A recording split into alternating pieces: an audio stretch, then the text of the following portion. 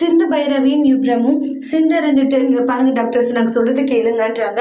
இங்க பாரு நீ சொல்றத ஒரு கொஞ்சம் கூட நான் கேட்கறதா இல்லை சரியா, தயவு செஞ்சு என்கிட்ட பேசாதுன்னு சொல்லிட்டு போயிடுவாங்க. அதுக்கப்புறம் ஃபீல் பண்ணிக்கிட்டு இருக்காங்க சிந்து இருந்துட்டு. சிந்து கிட்ட வந்து சிவாவுடைய பெரியம்மா கவலைப்படாதுமா, போக போக எல்லாம் சரியாகிட்டு அவங்களும் சமாதானமா பேசிட்டு இருக்காங்க. இங்க பாத்தீங்கன்னா என்னை இப்படி ஏமாத்திட்டு இல்லை அப்படின்னு சொல்லிட்டு ஸ்னேகா ஒரு பக்கம் ஃபீல் பண்ணிக்கிட்டு இருக்காங்க சிவா கிட்ட. இங்க பாரு ஸ்னேகா, நீயாச்சும் என்னோட ஃபீலிங்ஸை புரிஞ்சுக்கோ. நான் எந்த நிலைமையில தாலி கட்டணும்னு உனக்கு புரியாது. ஆமாமா, எந்த நிலைமையில கட்டினாங்க, சந்தோஷமா தானே கட்டினேன், ஏதோ நிலைமையில கட்டுதான் சொல்லிக்கிட்டு இருக்க. ஆனா நீ நம்ப வச்சு ஏமாத்திட்டு சிவான்றாங்க.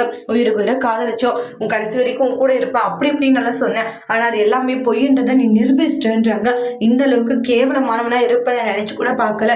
சிந்து குளத்துல எப்படி உங்களுக்கு தாலி கட்ட மனசு வந்துச்சு, அதை திருட்டுத்தனமா கட்டியிருக்க. நான் அதை பண்ணிருப்ப நீ நம்புறியா? சரி பண்ணிருக்க மாட்டேன்னு தெரியுதுல, அப்புறம் ஏன் நீ வந்து அவளை கல்யாணம் பண்ணிக்கிட்ட சொல்லு, ஏன் பண்ண அப்படின்றாங்க. பெரியம்மாக்காக எல்லாமே பண்ணுவியா?